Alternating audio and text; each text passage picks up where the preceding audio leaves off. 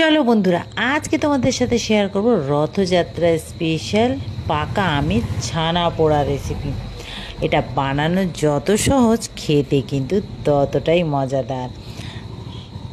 তো চলো দেখে নেওয়া যাক আজকের রেসিপি পাকা আমের ছানা পোড়া।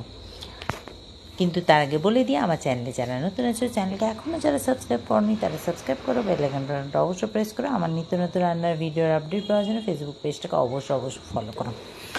তো চলো ফটাফট দেখবো আজকের রেসিপি। বাড়িতেই ছানা বানিয়ে কিভাবে বানাবো পাকা আম দিয়ে ছানা পোড়া। আর এই ছানা পোড়াটা খেতে মোটামুটি সবাই ভালোবাসে, কিন্তু পাকা আমের ছানা পোড়া যারা ট্রাই এখনও করনি তারা আজকের ভিডিওটা প্রথম থেকে শেষ অবধি দেখো আর একবার হলেও ট্রাই করো।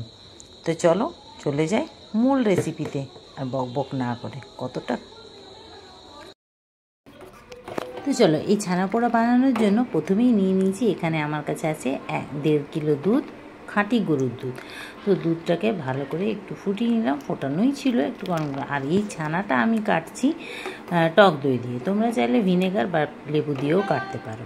তো এই দেখো আমি একটু টক দই দিলাম, বেশ নাড়তে নাড়তে দেখো কতটা ছানা হয়ে গেছে, ছানা মানে কেটে গেছে। এবার ছানা জলটাকে একদম আলাদা করে নিলাম ছেঁকে, আর উপরে একটু ঠান্ডা জল দিয়ে দিলাম। ঠান্ডা জলটা না দিলে না বেশ টক ভাবটা নালে থেকে যাবে।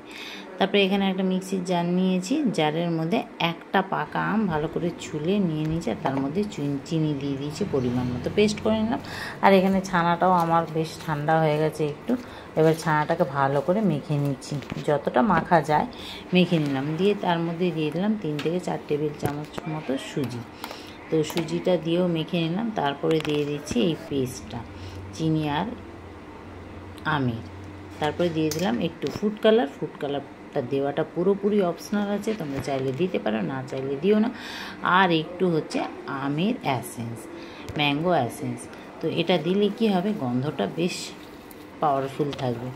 আর দিয়ে দিলাম একটু ঘি, দিয়ে ভালো করে মেখে নিলাম। মেখে এটা 5 থেকে 7 মিনিট রেখে দেবো।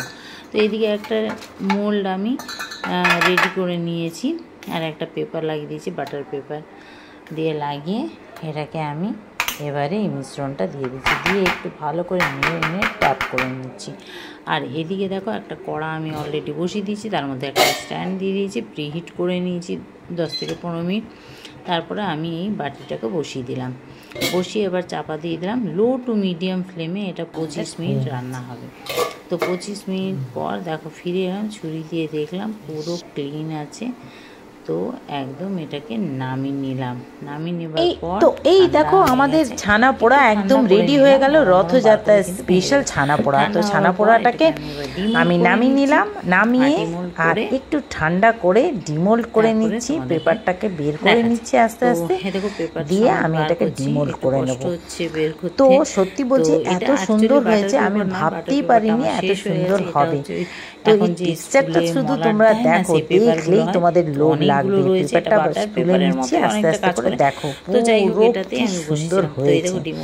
আর আমের গন্ধ বলে বোঝাতে পারবো না। যাই হোক, এবারে আমি এটা চৌকো শেপে কেটে নিচ্ছি সুন্দরভাবে। আমের ছানা পোড়াটা তো খুব সুন্দর হয়েছে, ট্রাই করে অবশ্যই দেখবে। আর আমার আজকের রেসিপিটা কেমন লাগলো অবশ্যই কমেন্ট করে জানাবে। ভালো লাগলে লাইক শেয়ার করো, পেজটাকে ফলো করো, ইউটিউবটাকে সাবস্ক্রাইব করো। কিন্তু ততটাই স্বাদের, আর তোমরাও একবার অবশ্যই ট্রাই করো এই রথযাত্রার স্পেশাল ছানা পোড়া রেসিপি, পাকা আমের ছানা পোড়া। উড়িষ্যার একদম খুবই প্রসিদ্ধ, অবশ্যই ট্রাই করো। তো ট্রাই করে দেখো, ভালো লাগলে লাইক শেয়ার করো, পেজটাকে ফলো করো, ইউটিউবটাকে সাবস্ক্রাইব করো। আবার দেখা হচ্ছে নেক্সট, লাইক শেয়ার করো, পেজটাকে ফলো করো। আজকের জন্য এই পর্যন্ত, আবার আসছি খুব তাড়াতাড়ি নেক্সট ভিডিও।